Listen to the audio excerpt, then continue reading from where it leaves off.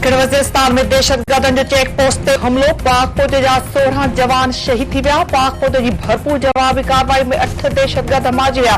ISP जो चवण आहे त दक्षिण वज़ीरिस्तान में दहशतगर्दनि सिक्योरिटी फोर्सेस ते हमले जी कोशिश कई। फायरिंग जी ॾेवठ में पाक फौज जा 16 जवान शहीद थी विया। पाक फौज जी भरपूर जवाबी कार्रवाई में 8 दहशतगर्द मारिजी विया।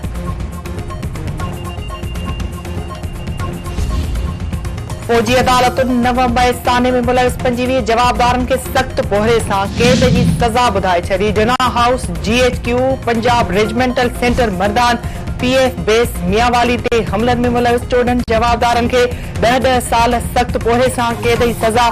चकदरा, मुल्तान, फैसलाबाद समेत ॿियनि फौजी ठिकाणनि ते हमलनि में मुलविस जवाबदारनि खे बि टीप। हिक जवाबदार के 9 साल, 2 जवाबदारनि के 7 साल, 2 जवाबदारनि के 6 साल, 2 जवाबदारनि के 4 साल, 1 जवाबदार के 3 साल ऐं 4 जवाबदारनि के 2 साल सख़्त पोहरे सां कैद जी सज़ा ॿुधाई वई।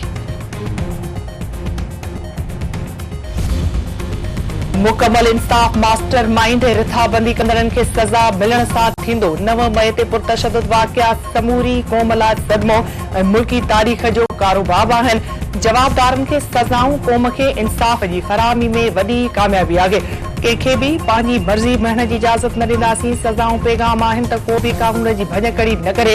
ISPR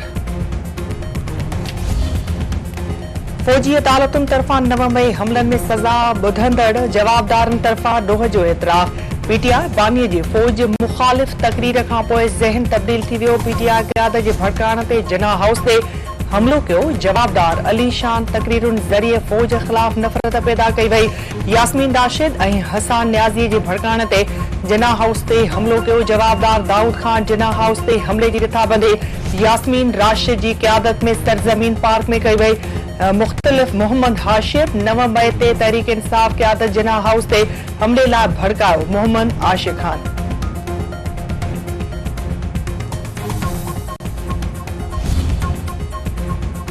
सुप्रीम कोर्ट जी आईनी बेंच जे मुद्दे में 6 महीननि जी वाद। जुडिशियल कमीशन जजनि जी मुक़ररी लाइ रूल्स जी मंज़ूरी ॾेई छॾी।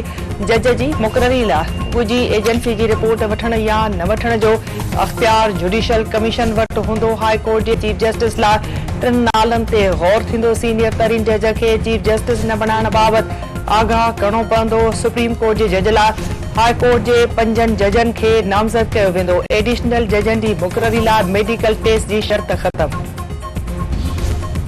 सिक्योरिटी फोर्सेस पाक अफगान सरहद ते सरहदी भञकड़ी जी कोशिश नाकाम बणाए छॾी। खैबर ज़िले जे इलाइक़े राजगाल में सिक्योरिटी फोर्सेस जी कार्रवाई में 4 दहशतगर्द मारिजी विया। दहशतगर्दनि सां वेड़ में पाक फौज जो 1 जवान शहीद। ISPR जो चवणु आहे त पाकिस्तान अफगान उबूरी हुकूमत खां मुसलसल मज़बूत बॉर्डर मैनेजमेंट जो मुतालबो कंदो रहियो आहे। उम्मीद आहे त अफगान उबूरी हुकूमत पंहिंजूं ज़िम्मेवारियूं पूरियूं कंदी। हुकूमती इतिहाद मदरसनि जी रजिस्ट्रेशन बाबति तंज़ीमुल मदारिस जा समूरा मुतालबा मंज़ूर करे वरिता। रजिस्ट्रेशन सोसाइटीज़ रजिस्ट्रेशन एक्ट तहत कराइण जी ख़ातिरी। नोटिफिकेशन कुझु ॾींहनि अंदर ई जारी कयो वेंदो। मीरपुर ख़ासि पुलिस तरफ़ां जाली मुक़ाबले में मारिजी वियल डॉक्टर शानवाज़ कुंभर जे 5 पासाटिन समेत मुख़्तलिफ़ हॾियूं टुटल हुअण जो इंकिशाफ। लियाकत मेडिकल यूनिवर्सिटी जे 5 डॉक्टरनि ॿीहर पोस्टमार्टम जी क़तई रिपोर्ट जारी करे छॾी। पोस्टमार्टम रिपोर्ट में चयो वियो आहे त डॉक्टर शानवाज़ कुंभर जे कुल्हनि जा जोड़ टुटल आहिनि। साॼी बांह बि ठूठ जे जोड़नि वटां भॻल आहे। साॼी ॼंघ बि सथर जे जोड़नि वटां निकितल आहे। डॉक्टर शानवाज़ कुंभर जी छातीअ जी हॾियुनि में मुख़्तलिफ़ हंधनि ते फ्रैक्चर थियल निकिता। मीरपुर ख़ासि जी दहशतगर्दी टोड़ अदालत तरफ़ां पुलिस जी रिपोर्ट रद्द।